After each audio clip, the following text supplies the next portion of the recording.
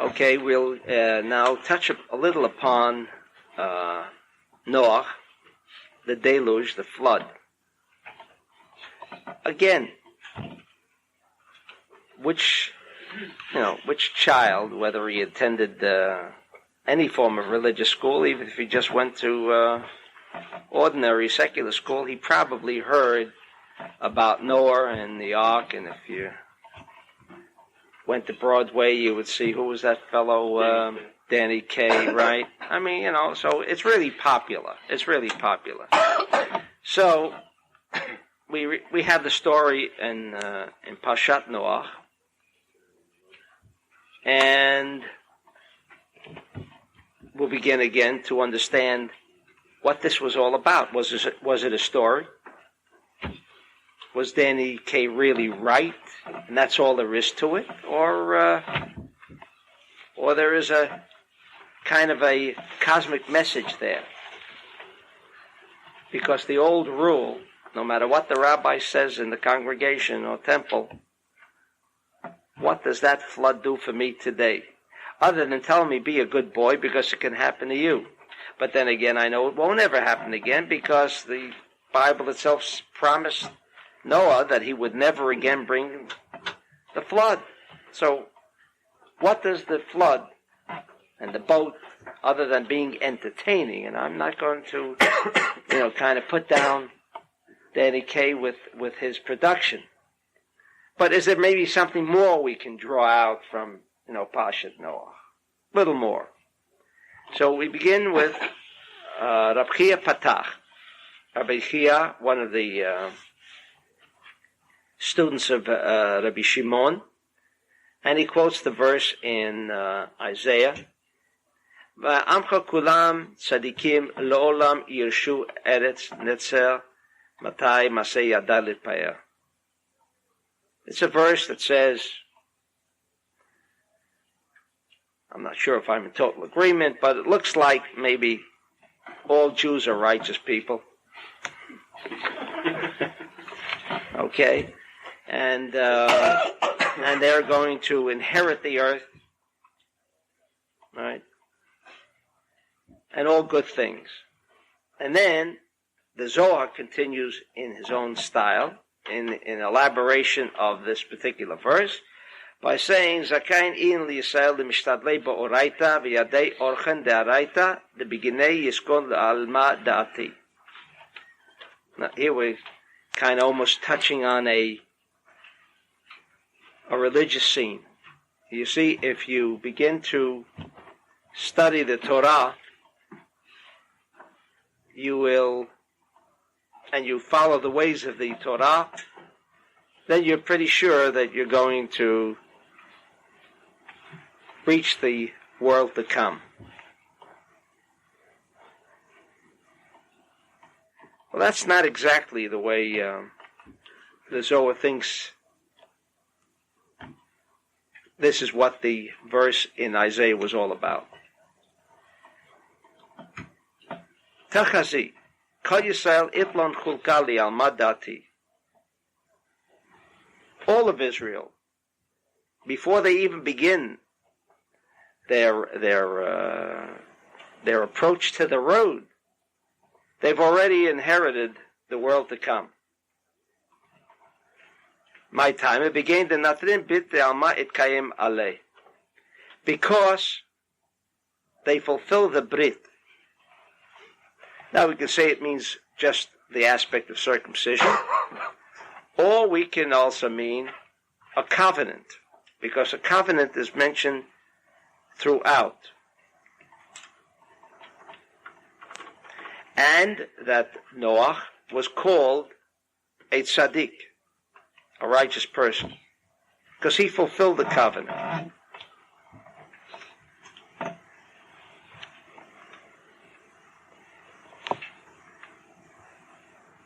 The first aspect of the Zohar is immediately to tell us this, this concept of Olam Haba, the world to come. We could all immediately question, was I there? I mean, let's assume I don't remember my prior incarnation. I have a problem. So how do I know there's a world to come? Because I'm told. But that's a funny rule because, especially if we're Jewish, you very rarely, believe everything you hear. Right? Rarely. So just because we're told really isn't going to turn all of us on and believe that there's a world to come.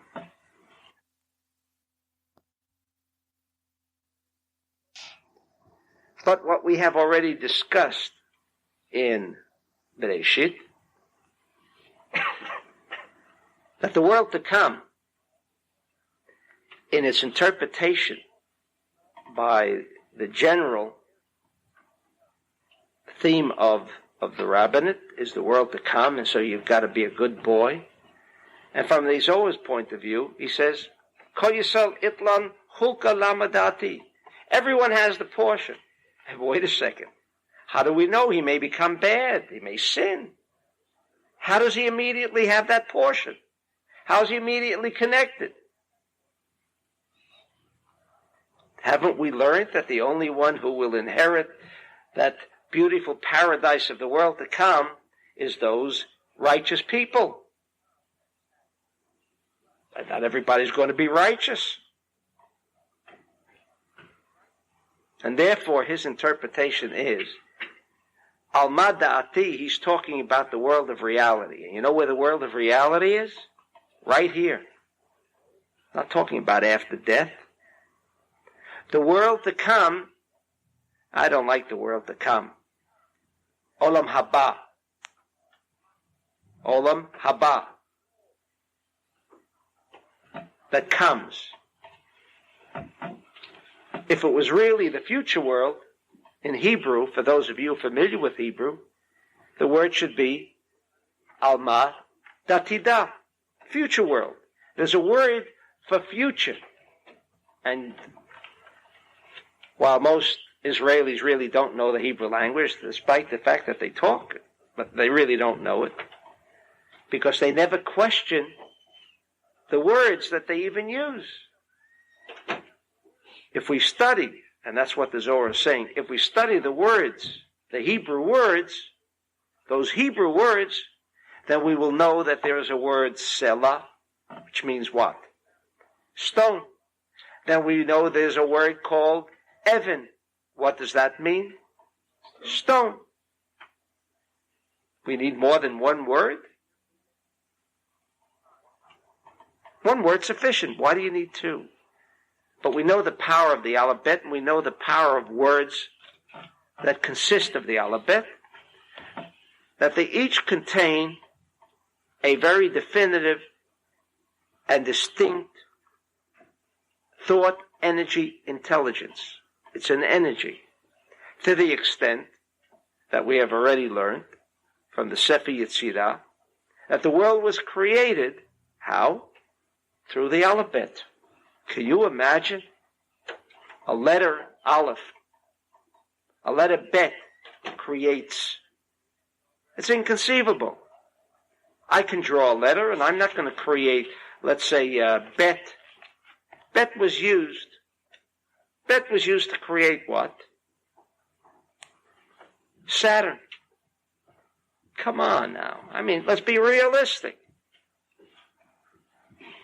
However, the Kabbalist explains away the Bet producing Saturn, because the Bet, in its shape and form, contains that particular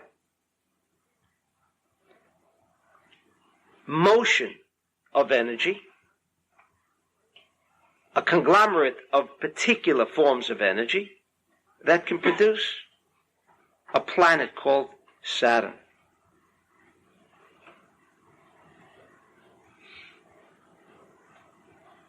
The world to come doesn't mean the future world. Doesn't mean tomorrow. It is the world that is here, but you never really get to it. You know how many times we plan something in work? You're supposed to do it now. You're supposed to get rid of it. Deal with it. And for whatever reason, we push it off. Is it future work? Work of now. Work that has come to me. But what did I do with it? How did I deal with it? I pushed it away, right? I set it aside. But it's not future work.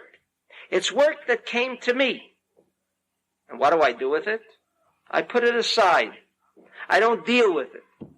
That's the word haba, olam haba. Olam from the word helam. That invisible. That world that exists beyond the five senses, but is really the reality of existence. That we continue to push aside. We don't deal with it. That's olam haba, says the Zohar. Therefore, we all have a portion in that. The fact that we are alive, we are connected. But there is no guarantee that you are connected in a sense that you are conscious of its existence. There's a letter to be opened up. You look at the envelope, you know where it's coming from. You know that it's got a message for you. But you don't want to deal with it now. Are you connected with the letter? Yes and no. Yes and no. Yes, in a sense that I touch it, I feel it. I know where it's coming from. I know where it's coming from. And yet, I don't deal with it. So when the Zohar says, praiseworthy are those who are dealing with the Torah, dealing, doesn't say the word incidentally, study. Even in Hebrew, osek b'Torah. Doesn't say he studies Torah. He deals with Torah. He deals with Torah. What a corruption. We all are under the impression we've got to study Torah. You can study Torah like you can do the Amidah day in and day out and never be connected with the physical words that have been expressed. No connection. It's come to you. It's even become part of you. You speak it. But insofar as your consciousness about it is concerned, it's as if it doesn't exist. So you have to deal with it. The word is deal with it. Lasok b'Torah. Why lasok b'Torah? Because that's, in that Torah, is where we're dealing with those things that we are generally not conscious of. And because we are not conscious of, what does the physicist say? See this chair? I mean, he's insane. He belongs really with a guy who we think really belongs on the outside. The physicist says, you see this chair? As long as I don't look at it, and I don't see it, and I don't perceive this chair, it does not exist. I mean, isn't that ridiculous? You're all looking at this chair now, and I'm not. The chair doesn't exist. Now, we're not here to study physics. But what the physicist doesn't even understand when he repeats those kind of insane statements is that when you don't deal with something, like the letter, you don't deal with it, there is no connection. You can touch it, you can know where it came from, but if you didn't open up and make that total connection, it doesn't exist. If you never open up that letter for all intents and purposes, for me, did not exist.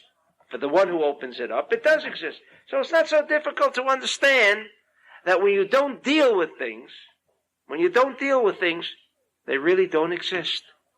So it is the lack within ourselves that we are not dealing with reality.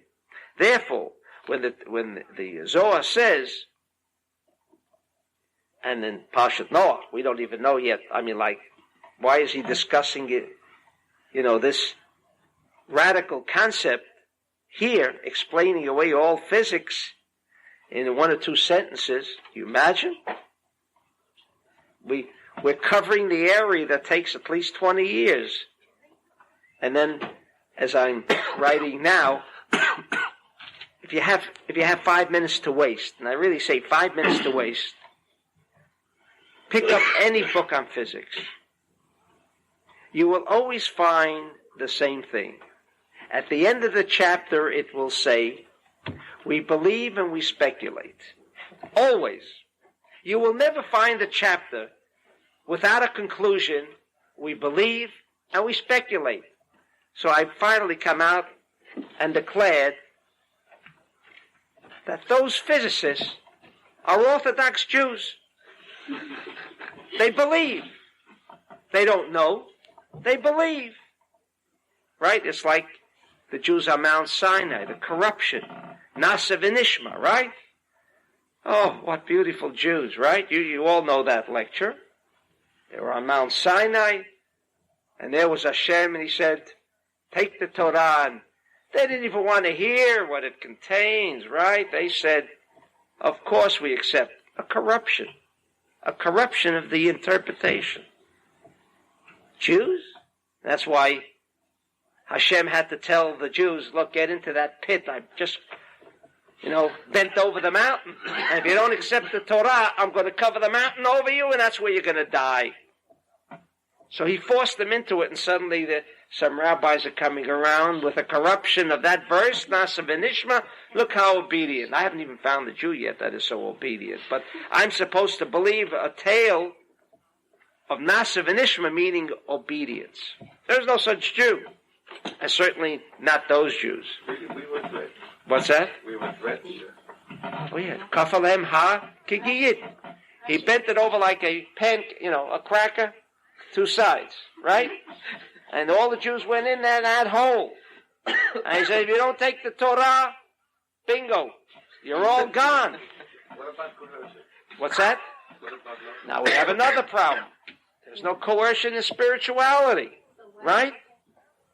Beautiful question, which is not what I want to address myself to, because that is discussed in the lectures, in the beginning lectures. Is that right?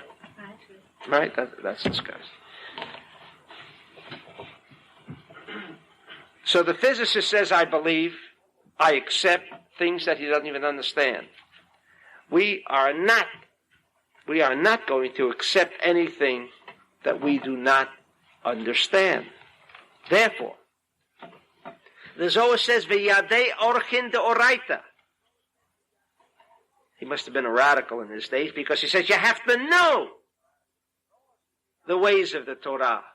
It doesn't say you have to fulfill the ways of the Torah, be obedient. He says you have to know, because the beginning yiskon la'almadati, because it's the only way you're going to make connection.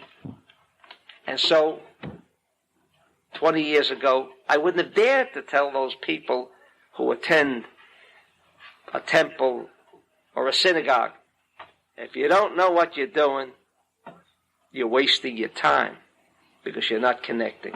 It's a total waste of time, because the Zohar says you must know. And of course, for that Orthodox Jew who puts on tefillin, the last verse, V'yadat et Hashem, it says. V'yadasakli be'emunah, v'yadat et Hashem. You have to know. Because it's the only way you can make your connection. Therefore, we're all connected. But that doesn't mean we are all conscious of our connection. We could be touching it, we could be feeling it, but it doesn't mean I'm connected with it. I can drive down that road, do 100 miles on the highway, and after an hour and a half, wake up and say, how did I get here? And mind you, I was driving that car maybe 90 miles an hour. And yet I'm in total control and was totally oblivious of what was going on. How is that possible? It is.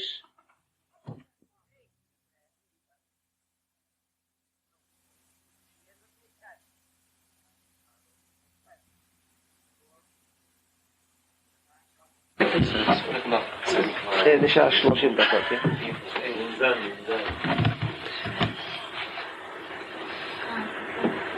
In other words, when he referred to this introduction to Parshat Noach, the Zohar realized that when he himself is of the opinion that we can't accept Danny Kaye's interpretation of the flood. And therefore, we have to delve into the internal inner meaning of what's really going on. He realized that we must have this kind of introduction. And he proceeds on to say that Noach was a Tzadik. What does a Tzadik mean? A righteous person. What is a righteous person? He's right all the time? Is that a righteous person? He's a Tzadik. He never does wrong. That must be a righteous person. But I'm going to throw at you two contradictions. Number one, the Gemara, the Talmud. I'm not even sure it's quoted in the Zohar. But for the Talmudists, it says that Ein Tzadik Ba'aretz Sheyaseh Tov V'lo Yechteh. There is no righteous person in the world that only does good, but that he also should not sin. So what is a righteous person? Why do we refer to him as a righteous person? Furthermore, being right or wrong, the Gemara, and including the Zohar, says that whenever there's a quarrel between two sages, let's say Bet Shammai and Bet Hillel, Elu ve'elu divrei Elokim chayim. They're both right. They're both right. And the Zohar says, how could they be both right? Isn't there one reality? Either yes or no. But how could it be both yes and no? And the Zohar goes on to reveal what Quanta revealed only the last couple of years, that it depends upon where you're coming from. Imagine 2,000 years ago, the Zohar raised this question about Bet Shammai and Bet Hillel. How could they both be right? One says Asur on a particular question that was raised in Halacha, what the law was, and usually Bet Shammai said Asur. He was the one who was kind of rough on the people. He was hard, always said this is not permitted, that is not permitted. And contrarily, Hillel would yet generally say mutar, permitted, more lenient. And the Talmud, along with the Zohar, says they're both right. How could they both be right? That's the Zohar's question. Although physicists today say, sure, for one, the chair exists. The other one, the chair does not exist. Are they both right? Yes. How do you explain it away? That was the Zohar's question 2,000 years ago. Look at this great revelation. He didn't even get a Nobel Prize for it. Right? And he answers very simply. See, Bet Shammai came from Kaf Small. His internal characteristic, his neshama, his soul, stemmed from a left column, internal, integrated computer. He didn't use the word computer. Left column means what? Negativity. Like the electron. Like the Jew. Always traveling around. You ever see a Jew? You see all the movies about the Jews. They're always going with a package. You ever see a Jew without a package? He's always on the go. Always carrying something. Can't he walk around without carrying something? But he's always ready to go somewhere else. So he needs a package. That might be all he has. He's always moving. That's the problem. He's always moving. Right? That's negativity, like the electron. Never ceases to move. Why? Because it has an internal characteristic known in Kabbalistic terms as Ratzon Lekabel, the desire to receive. Hillel, on the other side, the reason that he was so lenient, because he came from Kav Yamin, the sharing aspect. When do you generally share? When you have something to give away.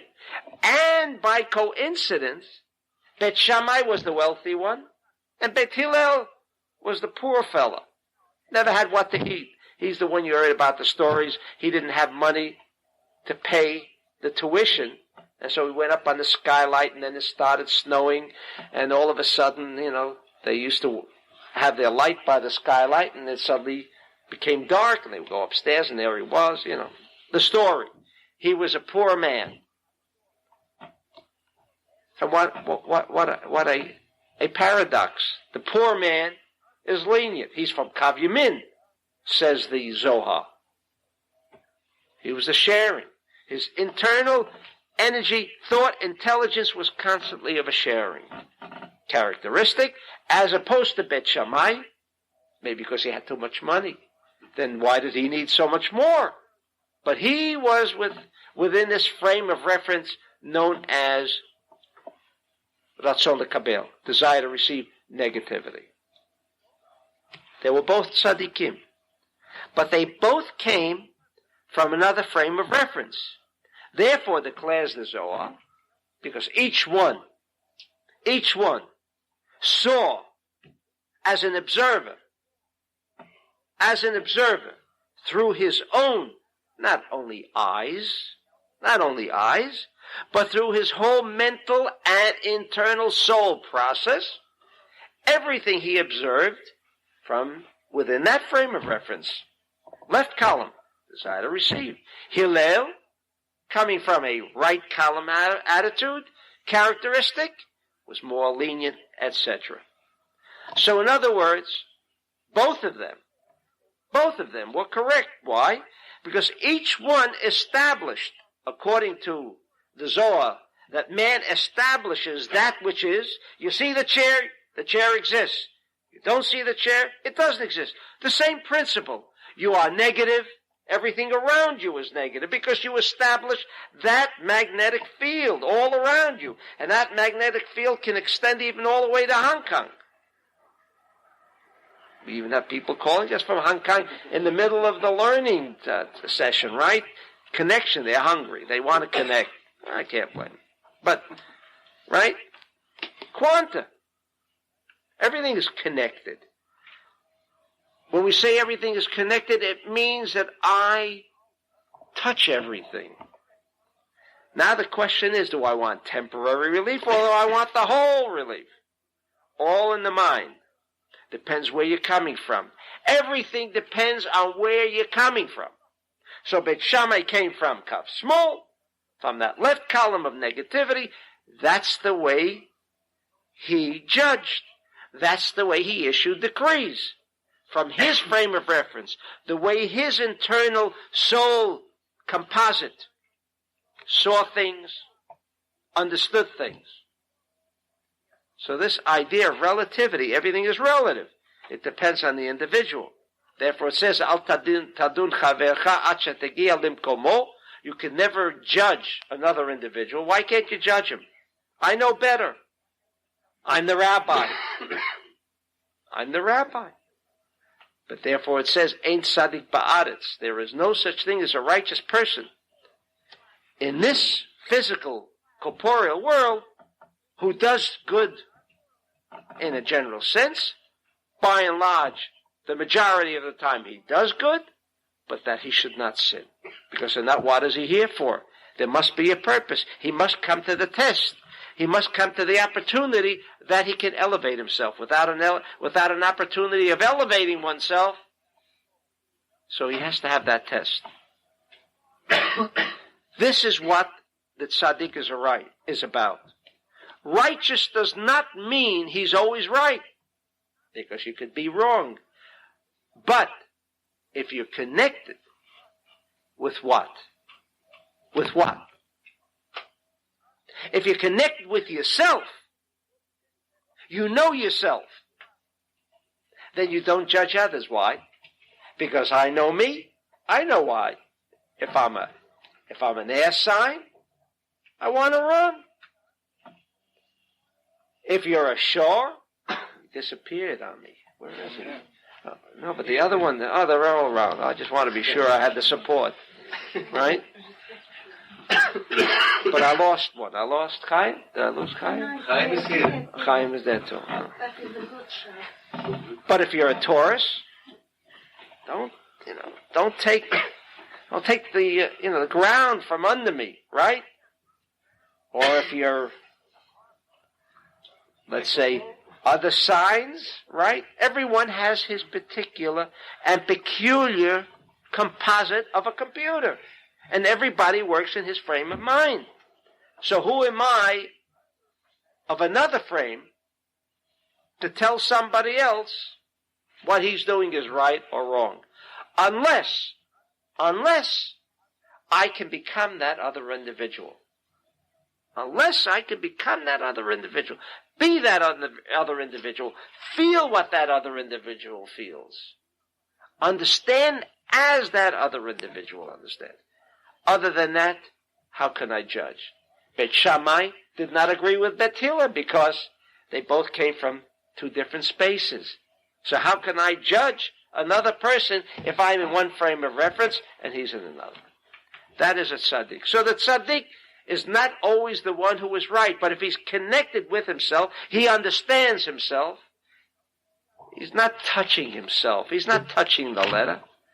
Who's not connected to himself?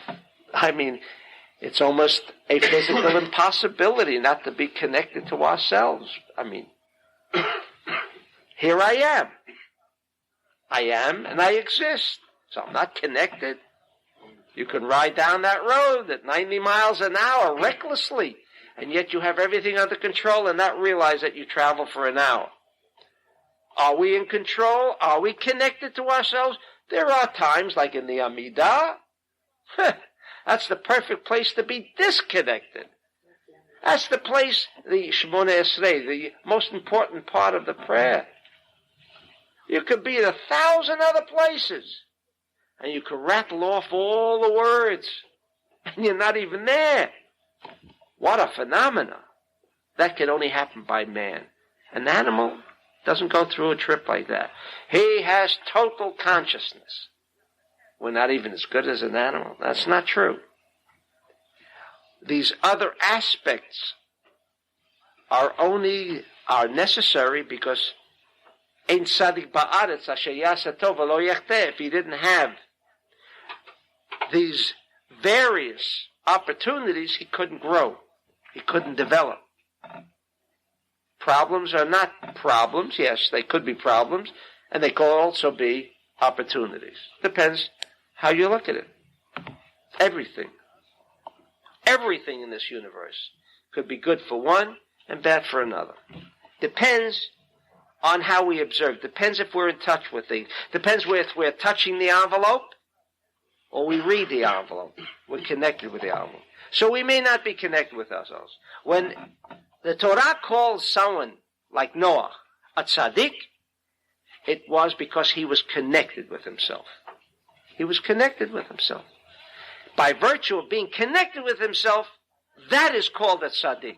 Therefore, you could sin because he couldn't. It was a rough opportunity. He tried to deal with it and he failed. Failing is not a sign of not being righteous. Because righteous is being conscious of everything that's going on. But in this universe, within us, there is another force. The reason we have two hands. Why are there two hands, not one? To indicate that there's a right and there's a left to us. Therefore, every part of our body is divided into two. Every part of our body is divided into two parts, right and left. Because it depends on us alone. There is no inbuilt, like in the bulb, inbuilt structure that makes balance between right and left.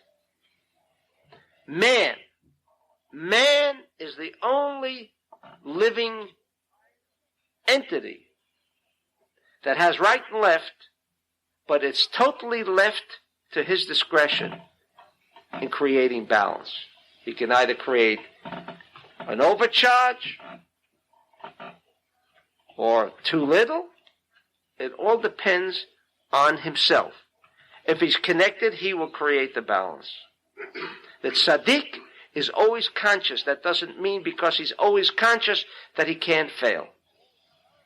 But you say if he was conscious all the time, how did he fail? If he was conscious, how did he fail? The answer is, he's conscious of both the right and he's totally conscious of the left. Now, by circumstances beyond his control, could there be anything beyond his control? There can be. Weather conditions. Comes a season, there's no winter season. How do you control that? For the tzaddik to say, but I've got to have my season. If I don't have a winter season, the goods will get stuck. Right? So let it be cold. But the tzaddik cannot do that because, in essence, he is not connected with himself because himself is part of everything, as Quanta says. And therefore, by asking for it to be cold at the same time, he is now doing what to others? It's like the judgment of others. He is interfering with someone else's tikkun. Someone else maybe needs, for whatever reason, one other person in the world. And there is, unfortunately, one other person beside me. If there was nobody else but me, there would never be a problem, right? It's only because there is one other person. So the tzaddik recognizes this condition at all times. So it's not a question that the tzaddik is right all the time, and it does not mean that the tzaddik cannot give one form of opinion like Bet Shammai or Bet Hillel, and it means he's wrong. Now why and what does all this have to do with Noach? Now while obviously time will not permit, and how much time do we have left? 8 minutes. 8 minutes. All right. What's that? Yeah, we have so many. I'm gone since 2:30.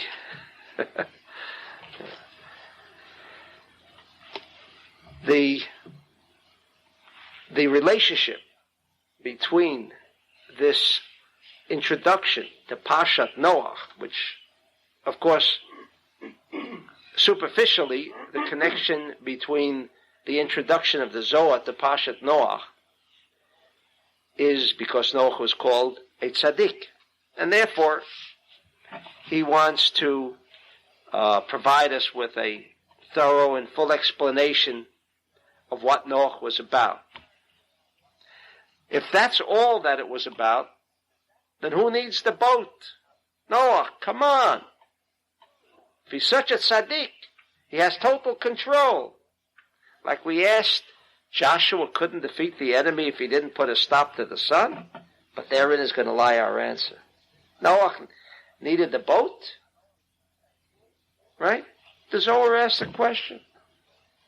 Imagine the Zohar asked such a question. Why the boat?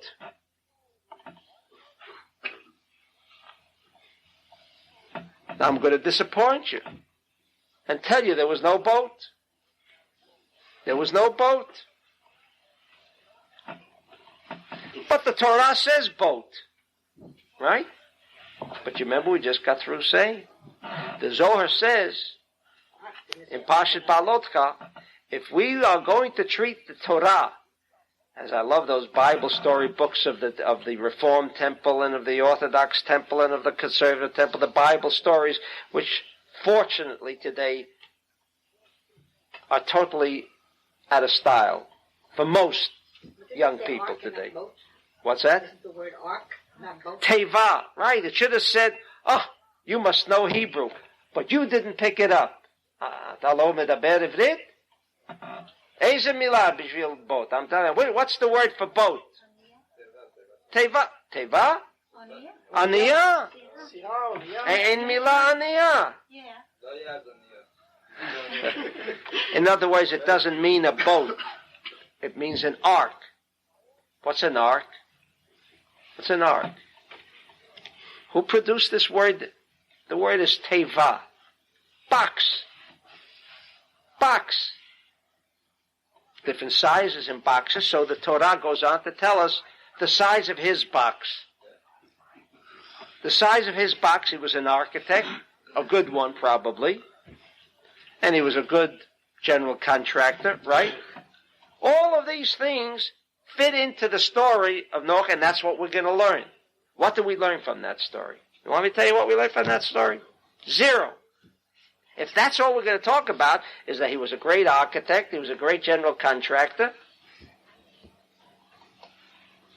Is that all it's about? The Zohar says if that's the way you treat the Torah, you're a fool. Rabbi Shimon says that. I just couldn't have the guts to say something like that. But that's what he says. And he says Teva means Malchut. It means the thought, energy, intelligence. Wow. What is he talking about?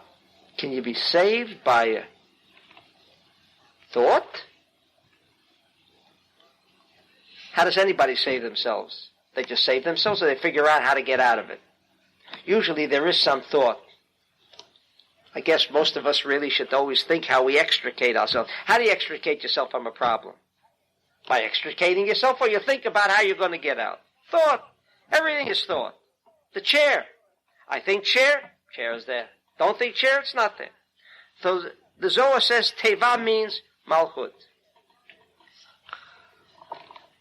And I'll leave you a little in suspension and tell you that he created the first security shield of thought, energy, intelligence. There was no ark. There was no wood. The dimensions do not mean it's over. The dimensions have nothing to do with the physical ark. The security shield. Have you seen Star Wars? Then you know what I'm talking about. If you don't go see that movie, you don't know what I'm talking about. The security shields, right? What? The force fields? What are you talking about? That's what he was talking about. That's right. He just created. Like we all have a magnetic field around us. Who sees it? Was there water? Was the flood real water? Of course not. Of course not. When there is a flood, the water is beautiful, like a big Indian, and it could be a horror. Ever try going to the mikveh in Tel Aviv when they got waves like 30 feet high, but they come in Tel Aviv, they come in 30 feet high right at the shore. It's a dreadful feeling, like you're going to sink, you're going to disappear, right? Water has a power. It's not going to overcome you. But if you know that water is just going to envelop you, it's all in the mind, right? The teva was not a physical teva, says the Zohar. Those dimensions, the dimensions, which time does not permit, dealt with the knowledge that Noah had, and those were the codes. Those are the codes by which you and I today, if you've got somebody you want to be protected from, there is your lesson. Someone coming at you, and I don't mean even someone coming at you with a gun. That's for shalom. Reminds me of the story when my wife, who sometimes travels fast, was going at 110 miles an hour down the Palisades Parkway. All of a sudden, 6 police cars, and they're all going like that, and she pulls over. And they all come over and say, "Did you see anybody pass by here just now?" She says, "Yeah, he's already gone." I mean, they were right in back of us all the time. This is not a miracle. It's happened to all of us. He didn't see. It happens all the time. It happens all the time.